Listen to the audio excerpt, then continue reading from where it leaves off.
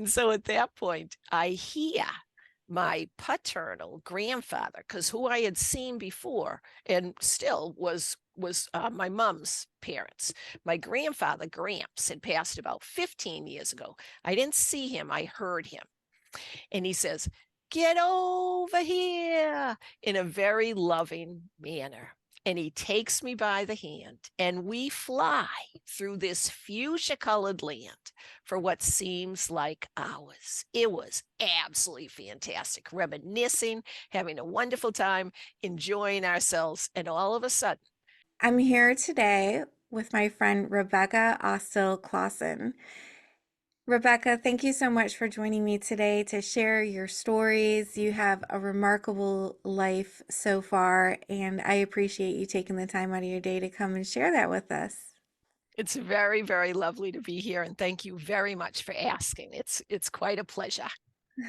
The pleasure's all mine. And so you had some spiritual experiences that happened in your life that kind of changed your life completely. You had a shared death experience and you also had a major spiritually transformative experience. Do you mind sharing those with us today? I would love to do that. It sounds great. And thank you again for asking. And thank you, listeners, for being here. I'm a science-based occupational therapist, and everything in life, I feel, has a positive component to it.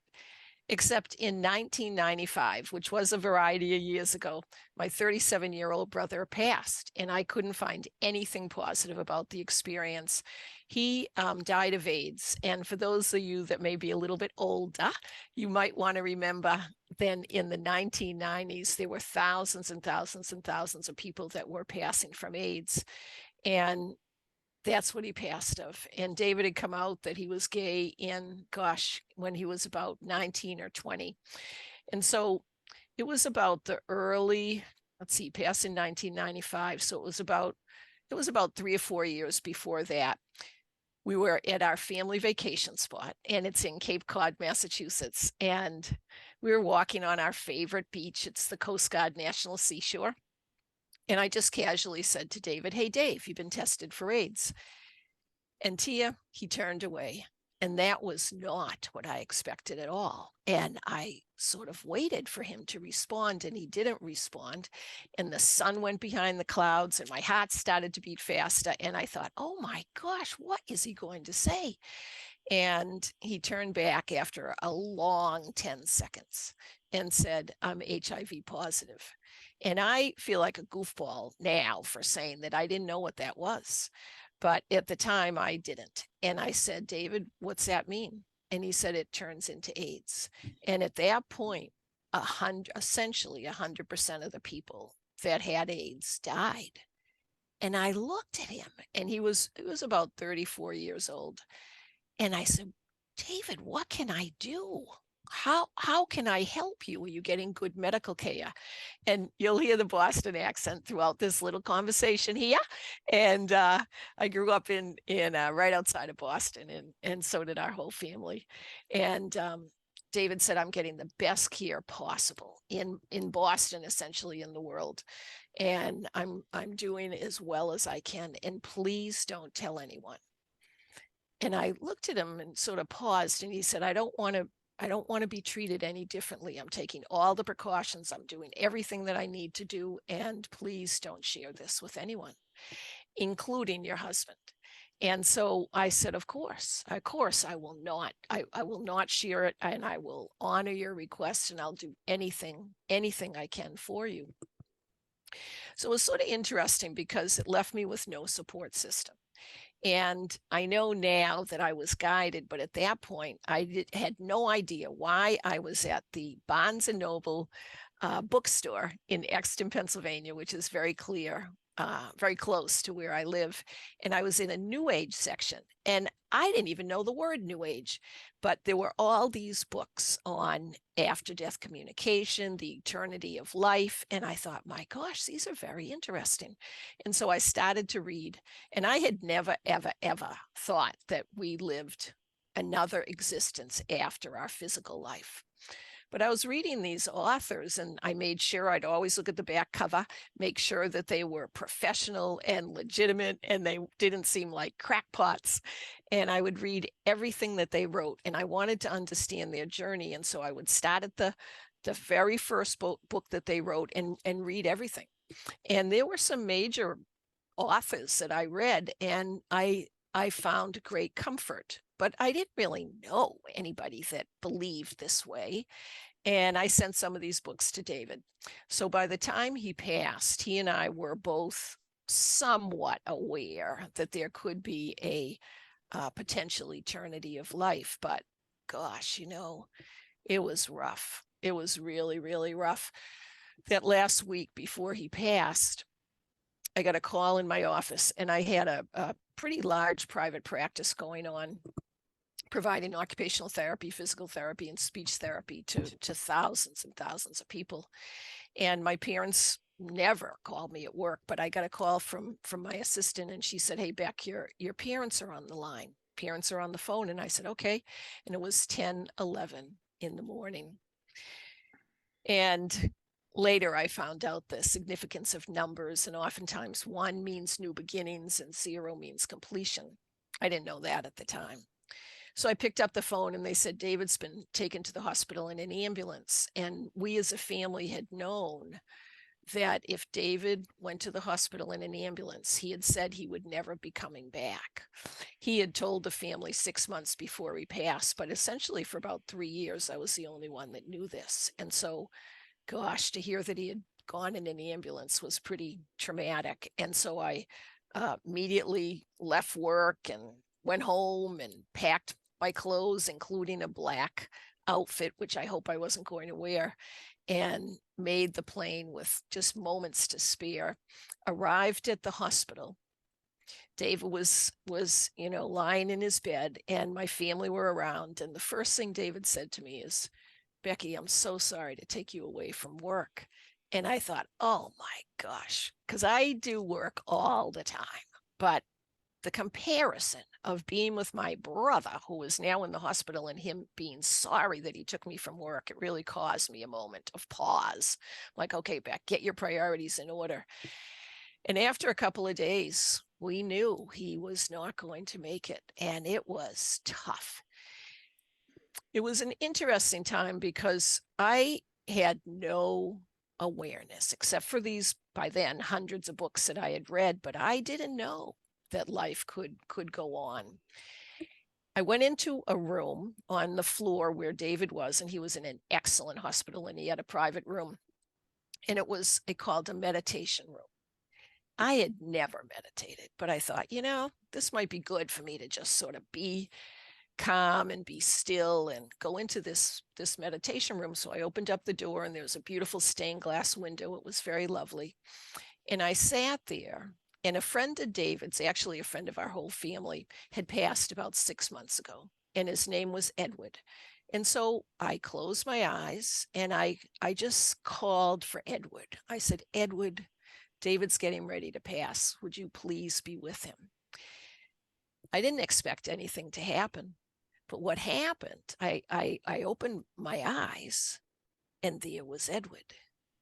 And he was growing taller and taller and taller and taller until his head hit the ceiling. Now, Edward was very tall, and he was about 6'8". And I'm like, whoa. And so I'm looking at Edward, and I said, "Edward, would you please take care of David?" And he puts out his arms, classic sign, and said, "Yes, I will be with your brother. I will be with my best friend, David." I'm like, okay, thanks. And I was so overwhelmed with the fact my brother was passing. I didn't really think that this was an amazing event, but it was.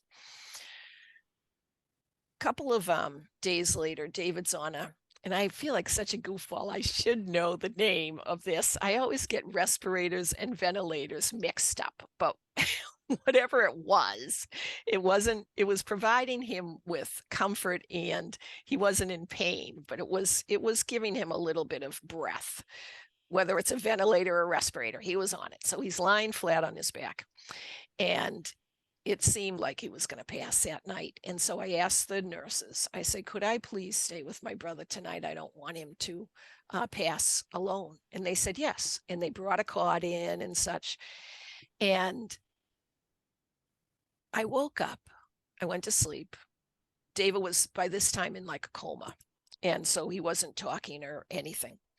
I went to sleep and I woke up about 3 o'clock in the morning. It's sort of interesting with this number 3, because oftentimes 3 means mind, body, soul, or father, how's it go? Father, ghost, Father, Son, Holy Ghost, or whatever. It's 3 is a very important spiritual number. I didn't know that. But anyway, it was about 3 o'clock. And for some reason, Tia, I knew David's soul had passed. I don't know how I knew it, but there was no energy there. There was nothing. And I thought, wow, David's gone, but he's still breathing, you know, those very hard breaths of, and I could watch his chest go up, but he wasn't there. I just felt like he wasn't there. So I thought, well, now it's 3 o'clock. What do I do? My parents, my family lived about 20 minutes away. Let me just take a little sip of water. So my parents lived about 20 minutes away, and I thought, well, I could go get some taxi or something and go there, and they'll say, what happened? And I'll be like, well, I just felt like David wasn't there anymore. And so I came home, which, excuse me, seemed like sort of a strange thing to do. So I decided not to do that. Well, David was living with a beautiful woman.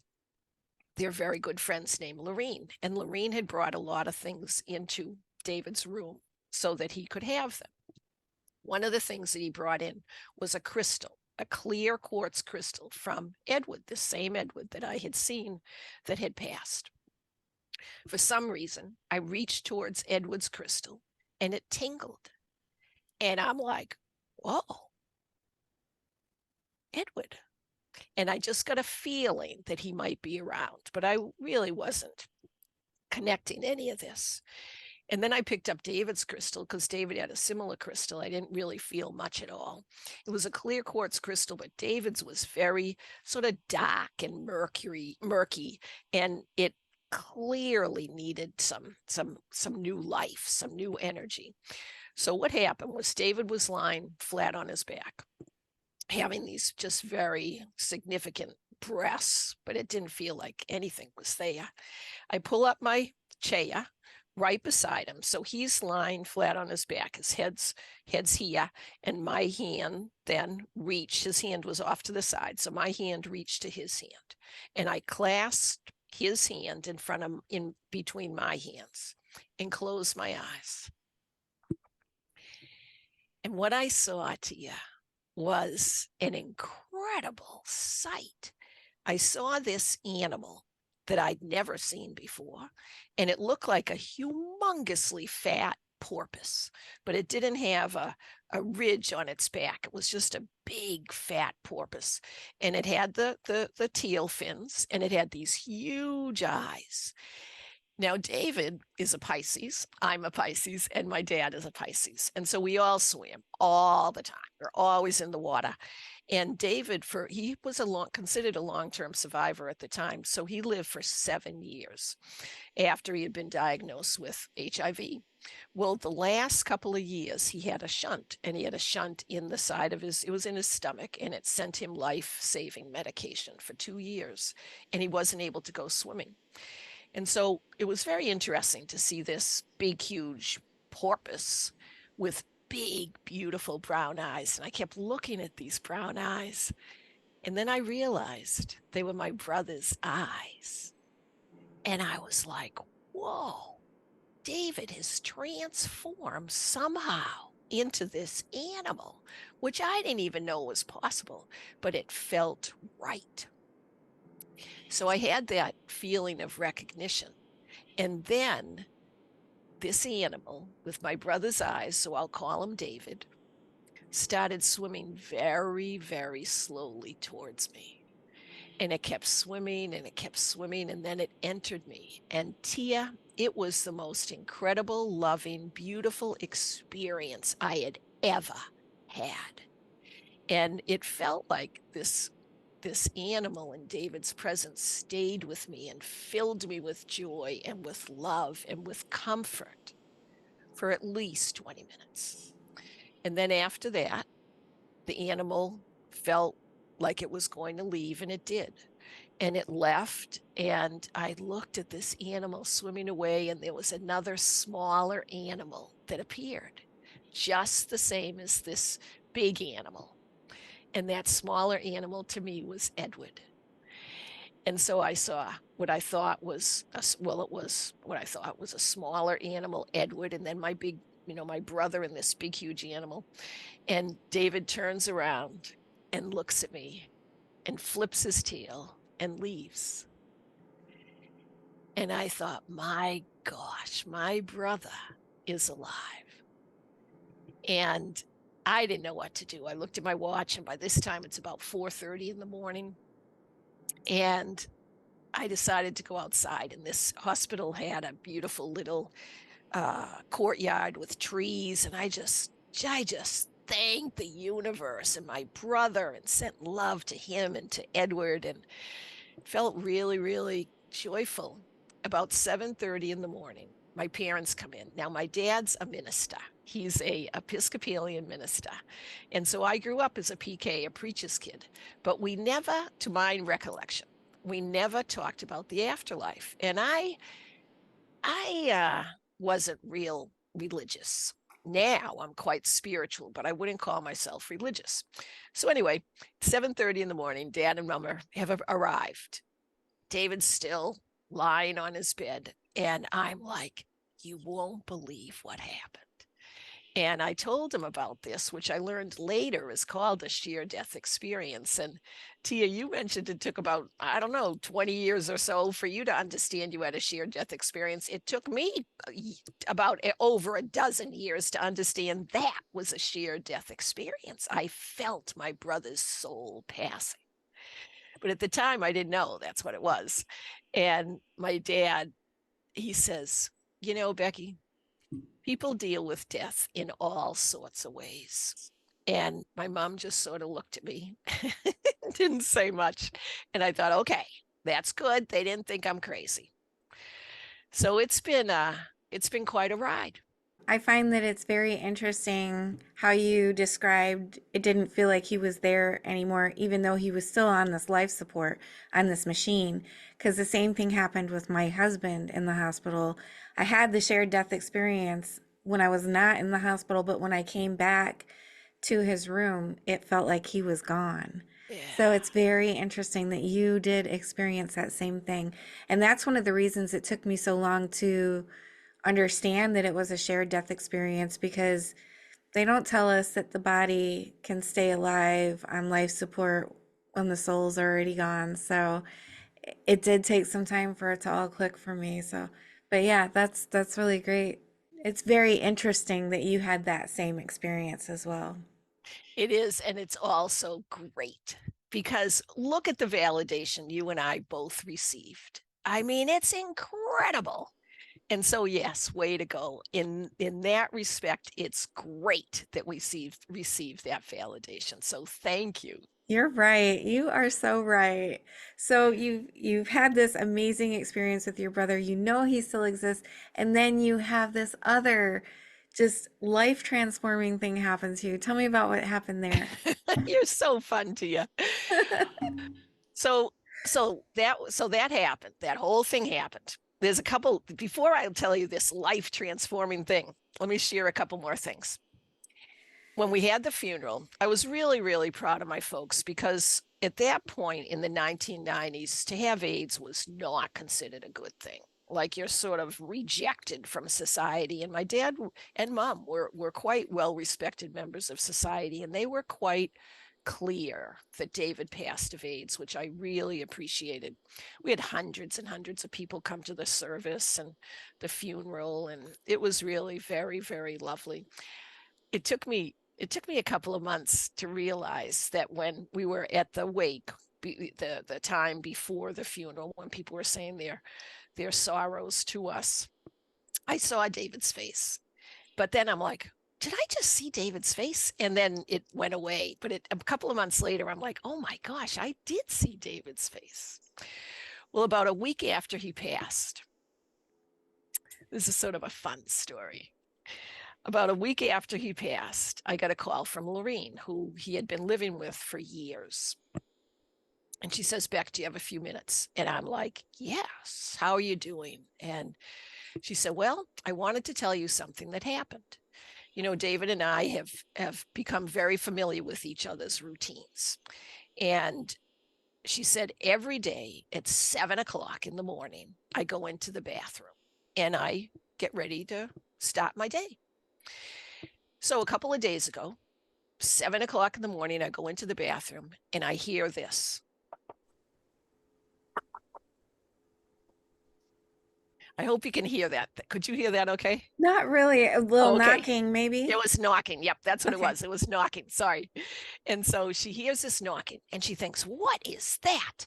And she goes in and goes into the closet and looks to see if there's something in there. Wasn't in there. She looks under the sink. Nope, there's no knocking under there. She had a claw tooth bathtub,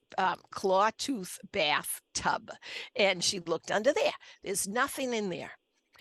Then she looks up and she had a solar panel. She had a solar panel. I don't know if that's the right word, but anyway, she had this open area in her bathroom, and she looked up and she saw this big black raven or crow. It's probably a crow because this was in Massachusetts, and it was knocking. So I wish I could do this a little louder. And she looks up and she says, get away, get away. And she got her broom. She went to find a broom and swish, she swished, get away, get away. Well, the bird left. The next morning, 7 o'clock, like it always, she goes into the bathroom, and what do you think she hears? Hopefully you could hear that. That was knocking again. And she had kept the broom there. And she waves it, get away, get away. Third day, 7 o'clock in the morning, she goes into her bathroom and she hears the knock again. She looks up at the ceiling and she says, David, I know it's you. I'm okay. I miss you more than anything, but you're making the dog go nuts. she had what was called a Bichon dog, and animals are very sensitive to the other life and to other, to people and spirits and such. And the dog was going berserk. It was running around and around and around every time Dave was around. So the dog was called, I think it was called Bubbles. You're making Bubbles wild. Please go away. I'm okay. And the bird never came back. And so Lorene told me that, and I'm like, wow, I was still pretty discombobulated from the fact that my 37-year-old brother had passed, but it was pretty interesting. About 6 weeks after that, my heart is just filled with grief. And Tia, when our heart is so filled with remorse and grief and sadness that we can't feel anything except for that. Well, so David passed on 10/1, October 1st. It was middle of November. I live in Pennsylvania, and I was riding my horse through a Christmas tree farm in Chester Springs, Pennsylvania. And that day I got the best present of my life. It was our first frost. We had rainbows sparkling around and icicles hanging from the trees, and it was magnificent. I opened my heart just a little bit and said, thank you, universe, for a beautiful day. And I closed my eyes, and there was my brother. He was in human form, wearing a black and red plaid flannel shirt, dungarees, and sandals. I had never, ever, ever done anything, communicated like this or whatever. And I started to talk to him. And I said, hey, Dave, how are you doing? How are you feeling? He looked good. He was healthy. He looked about 7 years earlier than when he passed. He looked great. And after about 1 second, I realized I could just send thought. And so we shared thoughts and I explained what had happened and how is he doing. And it was fantastic. I looked to the right and there were my grandparents, Abe and Bessie Dole, that had passed about 10 years ago, holding hands like they always did. And beside them, guess who? Edward. Edward was there beside my grandparents. Beside Edward was a friend of mine, Holly, and Holly had passed about 20 years ago in a motor vehicle accident. And I'm looking at all these people that I knew that had passed, and I looked back at David, and behind David was a golden arch. Now, it wasn't like McDonald's. It was a very lovely golden arch. And these hundreds of books that I had read by this point had said, if you ever see a doorway, feel free to enter it. And so I looked to David to see if he was going to take me through this doorway. And instead, my 4'10" grandma Dole takes me by the hand, and seriously, we skip through the doorway. And on the other side of this golden colored arch was a brilliant fuchsia colored sky. Now, my husband Jeff and I have two wonderful sons, and now they're in their mid 30s. I think Kenny's 38 and Ryan's 36. And they're married and they're doing great and all of this. Well, at the time, they were in, like, I think Kenny was about 6 or 7 years old and Ryan was probably about 5. So as you can well imagine, they've heard this story a lot. So they say to me, Mom, do not say fuchsia colored land. And I'm like, well, it was fuchsia. Why shouldn't I say fuchsia colored land? And they say, it sounds like you're high. It sounds like you're tripping. It sounds like you're loaded. Just don't say fuchsia colored land. And I'm like, well, it was. It was fuchsia colored land. And so at that point, I hear my paternal grandfather, because who I had seen before and still was my mom's parents. My grandfather, Gramps, had passed about 15 years ago. I didn't see him. I heard him. And he says, get over here, in a very loving manner. And he takes me by the hand and we fly through this fuchsia colored land for what seems like hours. It was absolutely fantastic, reminiscing, having a wonderful time, enjoying ourselves. And all of a sudden, the horse starts to move. And so I say to Gramps, Gramps, I need to go back.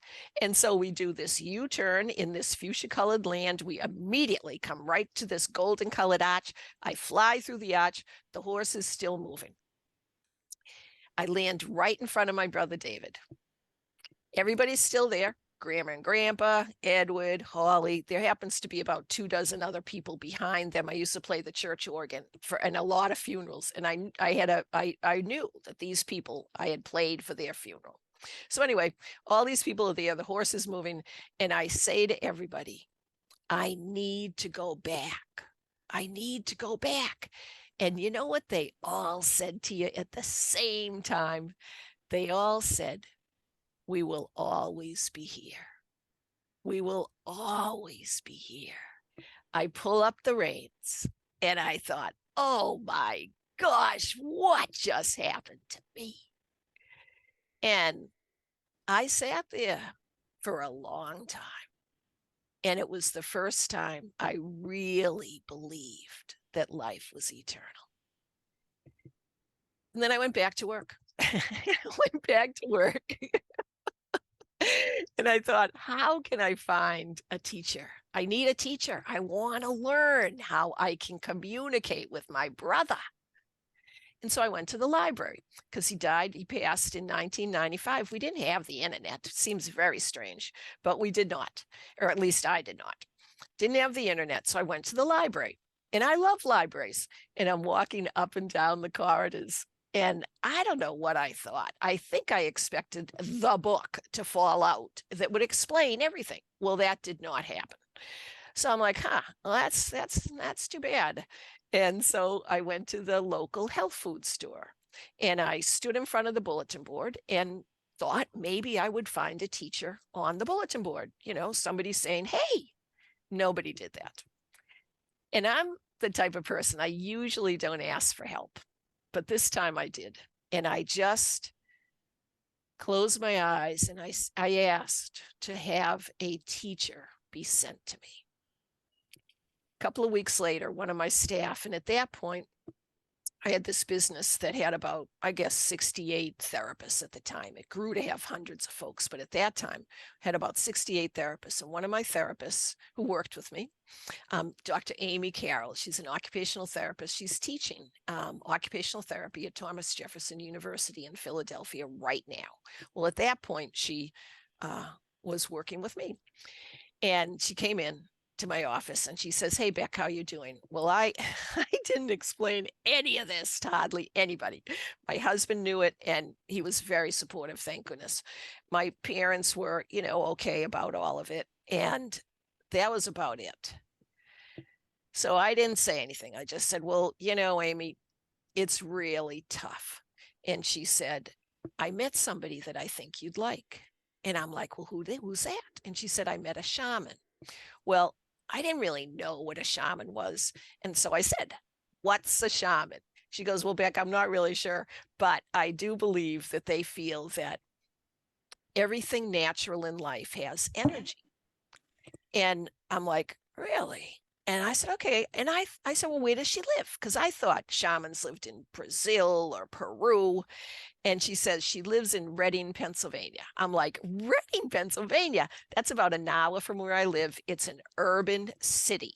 And I'm like, she lives in Reading, Pennsylvania? And she goes, yes. And she talks to people that have passed on. And she can teach you how to do that.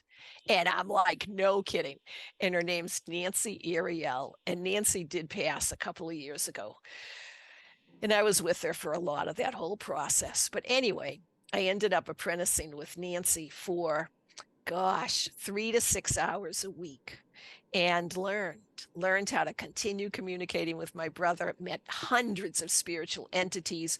I learned how to do automatic writing. I met all sorts of nature spirits, and it was absolutely fantastic. And lots of different things happened that year. I learned about Reiki. Nancy used Reiki in order to raise my energetic vibrations and facilitate the communication with my brother and other spiritual entities. And so I learned Reiki from an occupational therapist, which was great. And 10 years later became a Reiki master. And it's been a blast. And let me just finish this off just a little bit to say it took me 20 years, Tia, 20 years to find the courage to share what happened with me. And the way that happened is I said to my chief financial officer, Bob, who had been with me throughout this whole thing, and he and I were running the business together for 22 years. And by that point, I think we had about 350 therapists. We serviced 100,000 clients. And I said to Bob, so I'm 60 at the time. I said to Bob, hey, Bob, my soul is crying out for me to share what happened with me. He looks at me and he said, well, Becky, I'd be glad to stay here even if you're not here. And I said, you mean you'd like to buy the business? Because he and I had worked side by side for 22 years. I had the business for 32 years. We knew the price of the business. So I'm like, you mean you'd like to buy the business? And he said, you know what he said? Only if you think I can do it. And I'm like, of course you can do it. And I was sole owner of the business and started it from one person to, we had grown it all together. We have a wonderful team of folks and managers and assistants and therapists. And so all we did is change roles. And I became CEO and he became president. And a year later, I sold it to him. And that year, I got the book that I had written multiple times, but didn't have the confidence to share it, professionally edited. And in September of 2016, my book, Changemaker, How My Brother's Death Woke Up My Life, was published, and it was published by She Writes Press, which is a marvelous, marvelous publishing company. And I actually thought that I was going to get kicked out of the occupational therapy profession. And I was ready, but it felt right for me to share this. A couple of months later, well, I got published in September. It was in the spring of 2017. My husband and I, Jeff and I, are visiting all the national parks in the United States. And we were in the whole rainforest. And we have a rainforest in the United States. It's part of Olympic National Park in the state of Washington. So we're in the whole rainforest having a wonderful time. I look at my phone and it says, "Congratulations. Your book, Changemaker, How My Brother's Death Woke Up My Life, has just won 3 National Book Awards. Can you please come to the Book Expo of America in New York City and pick them up?" And I'm like, all right. And it wasn't an ego trip. It was more after death communication is hitting the mainstream. And it has been a blast. So the business is sold. I'm talking about after death communication and Reiki and spiritual transformative experiences with you and sheer death experiences, and the International Association of Near Death Studies is absolutely a phenomenal group who I love. And I'm teaching Reiki at their upcoming annual conference. And it's a wonderful ride. And so that's what's happened to me in a nutshell. What a beautiful life you've had. And even though there's been struggles and pain and suffering, you've just you've had these experiences that you can't help but be glowing with love. This one where you were on the horse and you saw all these people and they said when you came back, "We'll always be here." Are they always around you, like right now? They actually, every time I tell this story, they do come. Not all of them, but a lot of them come. And it's sometimes I get emotional. Now, this happened, well, I think it's been like, what is it, like 28 years or something? I mean, it's happened a long time ago, but yes, they are around a lot. And I teach people how to communicate with their loved ones that have passed on. And the thing that I say is you need to believe that it's possible, because a lot of times these beings come into animals that you may remind you of them. Like my mom, she comes as a robin all the time, and so she comes, and my husband will say, "Is that your mother?" And all I'll do is just check, energetically, and 99% of the time it is, and it really is quite fun to be able to have continuing relationships with loved ones that have passed on. Yeah, what a gift. Oh my gosh. What people wouldn't do for that. So you teach people how they can do this on their own at home with their loved ones that they've lost as well. It's really, it's so validating. When during COVID, I teach Reiki and I teach after death communication. And so I teach it at national conferences, state conferences. I teach Reiki at national conferences, state conferences, um, and online. And so I thought, oh my, and then COVID hits. And I'm like, whoa. Actually, I said that a little bit differently. I wanted to tell you, if you don't mind, I wanted to tell you a little bit of a story about Reiki. Reiki is our own natural energy healing, and it actually works. And you can learn it in one day, which is phenomenal. Like, how can you learn something so profound in one day? But it can be learned in one day. And so I was teaching it all over the place because it's a complementary health modality that anybody can learn and the medical professionals can use during treatment. So anyway, COVID happens. I'm like, whoa, because my entire business was in person and now I'm trying to do it online. And I was doing it was a 60-minute Reiki session. And I had never met this woman before.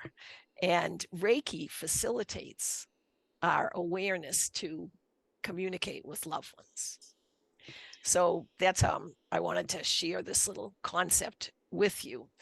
And so about 20 minutes into this Reiki session, and I'd never met this 63-year-old woman before, 20 minutes on, before, 20 minutes into it, she says, I felt that she had a pain in her right knee.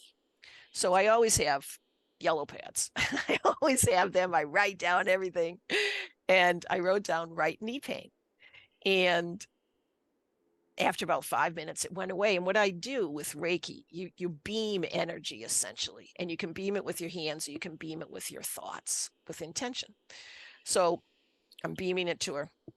After about 5 minutes, it felt like she levitated above the bed.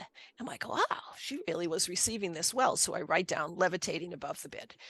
After about 50 minutes, we finished the Reiki session, and I said, how are you doing?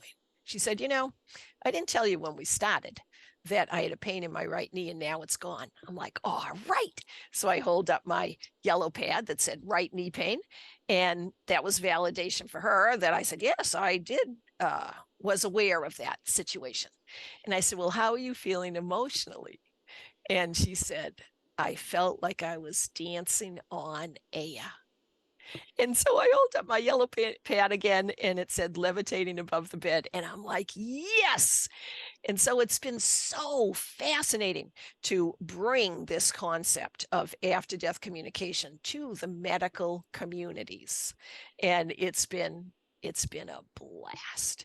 When I've taught after death communication, I have a 7-week online class that I'm trying to record. And I mean, it is recorded, but I want to make it evergreen, which means anybody can get it.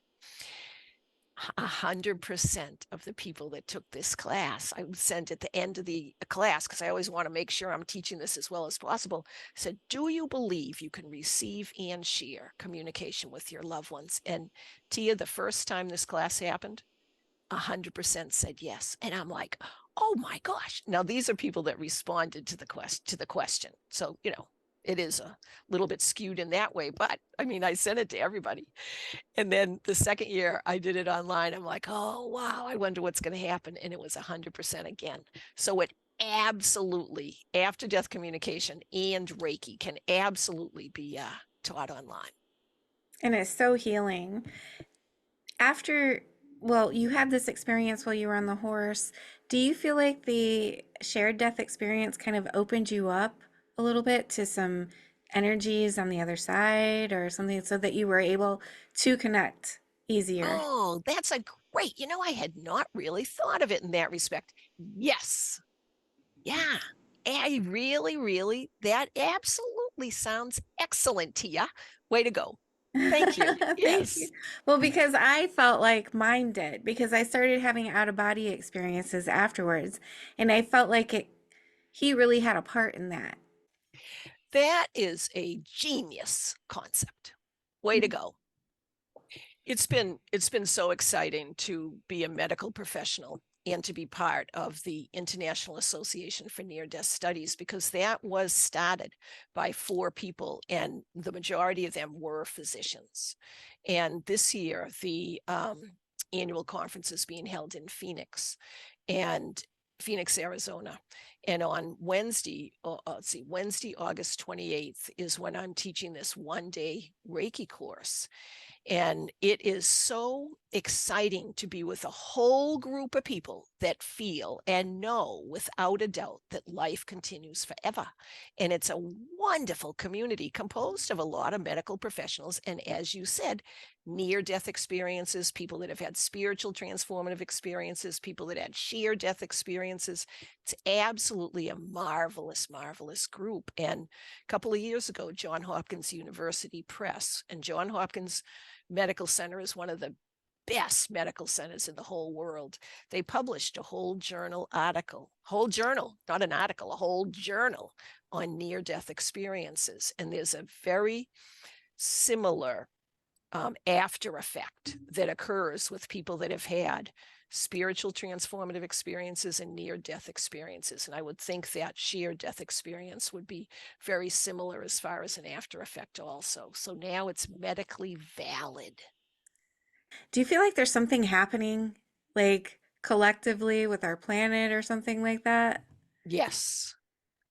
It's such a time of transformation, and it's a very challenging time right now. I mean, I'm like, holy moly, I have never seen such divisiveness. On the other hand, there are thousands, millions of people that want peace and want love, because that's the bottom line, is love. That's the bottom line. And I absolutely positively believe that, well, if we believe that life is eternal, which I 100% believe, and when you have these experiences, that is one of the major concepts that happens as an after effect. You're not afraid to die because you don't die. Um, if we all believe that life is eternal, then there really is no time, which is really quite an interesting concept. And if there is no time, then we live forever. And so we've decided, before we came onto this earth, we've decided, hey, I want to come back to earth. And a lot of people with very similar philosophies seem to have decided to come back to earth at this exact same moment. And so, yes, the more we can join together in community and love and support freedom and peace, the better it will be. You have these services that you provide. You teach people how they can have their own communication. You teach people Reiki. How can they find you? How can my viewers find you if they wanted to reach out? Sure. Well, I have a long name, and I'm sorry it's so long. When I got married, my company's name was my last name, was called Austill's Rehabilitation Services. So then I get married, and my husband's name is Clausen.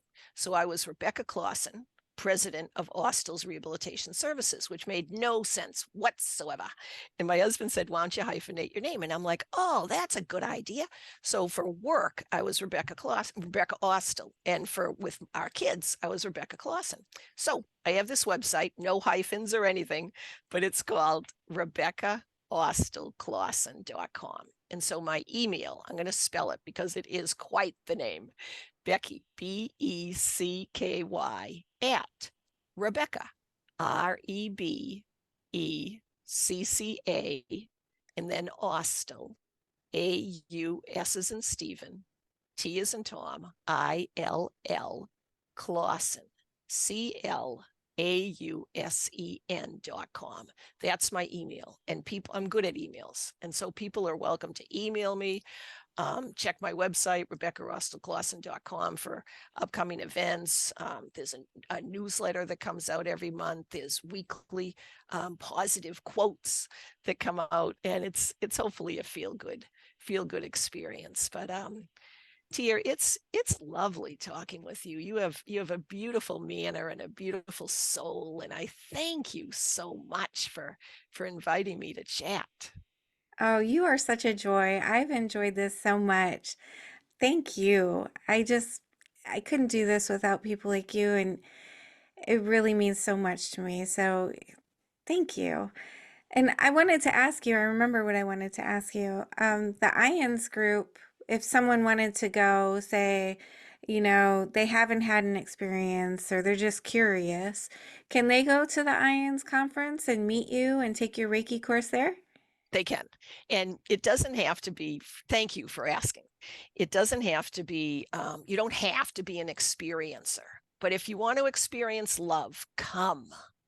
It's really it's quite profound. And the website for this annual conference, they travel all around the country every year. We go to a different place. The pre-conference workshops are on August 28th, 2024. The conference is from August 29th, Thursday, August 29th through Sunday, September 1st, 2024. And the website is conference, it's lowercase, conference.ians, IANDS.org. So it's conference.ians.org. And that has a schedule, it has the workshops, it has all the different events. I think there's over 100 presentations and speakers, and it's phenomenal. And there's meditations in the morning, there's keynotes in the morning, including all sorts of very wonderful folks, Suzanne Giesman, Anita Morjani, oftentimes Raymond Moody's there. I don't think he's not on the schedule for this year, but maybe he'll be there. Bruce Grayson, who's one of the founders, usually is around, and then there's all events all during the day, and then there's evening events. We also have what we call the Healing Center, and I'm actually in charge of the healers. And this year We have, I believe already, we have 36 amazing healers, and people can sign up for a 20-minute healing session. We have everything from mediums, psychics, cranial sacral therapy, of course, Reiki, massage, polarity, therapeutic touch, spiritual counseling, yoga, sound healing. Like it's incredible, the variety. There's 36 different people. Costs $20 at the most, $20 at the most for a 20-minute healing from many of these people are presenters at the conference, and many are full-time healers. And I vet every single person. And so these are quality folks, and the healing goes on all throughout conference. So it's a marvelous conference. Yes, anybody can go. If you had one thing to leave with people, your biggest takeaway from all of your experiences, everything you've learned, what would that be? Oh, great. And before I give you that, I just want to say there's an online component to IONS as well. And so it's the IONS sharing groups online, and they meet 3 to 4 times a week, and anybody can do that as well. So so thanks for being a group leader and promoting IONS, and it's been wonderfully validating. So my big takeaway from all of this is we are eternal beings.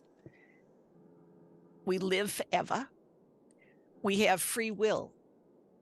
And we also have the ability to receive and share love, not only with ourselves, with our community, but with our guides. It's been so interesting to me to realize that we actually have guides that can help us, but they won't help us unless we ask, because it's our life. Each person has their own life.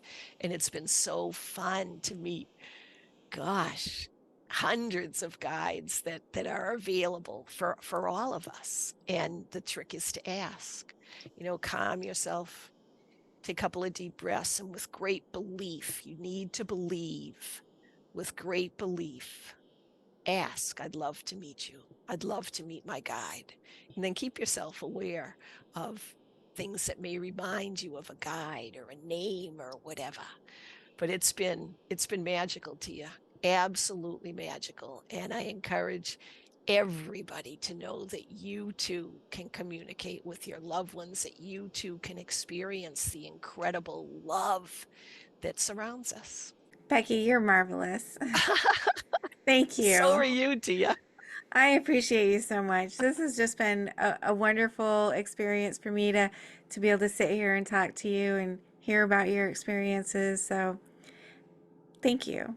Thank you, Tia. You have a great podcast. It was so fun collaborating with you when we're getting ready to set this up. And now that we're talking, and I would love to meet you in person sometime, but we don't have to because we're feeling each other's energy. Zoom is actually good, like it actually works. It's very, very lovely. And thank you for setting this up. Well, thank you for joining me. Sure. And you know what, Tia? Lots of love to you and to all your listeners, always and forever. Thank you for being here. I just want to tell you how much I appreciate you being here and supporting my channel. If you haven't already subscribed, please consider subscribing if you enjoy near-death experiences and other spiritually transformative stories. It helps the algorithm know that this information is useful and push it out to more people. And that's the goal, to get as many people to know that we are eternal spiritual beings and that we never die. Our bodies might die, but our essence will never die. And I want people to live with less fear. Let's all spread the word. Like, comment, subscribe, share, hit that little notification bell so you get all the notifications when my videos post. Thank you for all of your support. I'm sending love to you.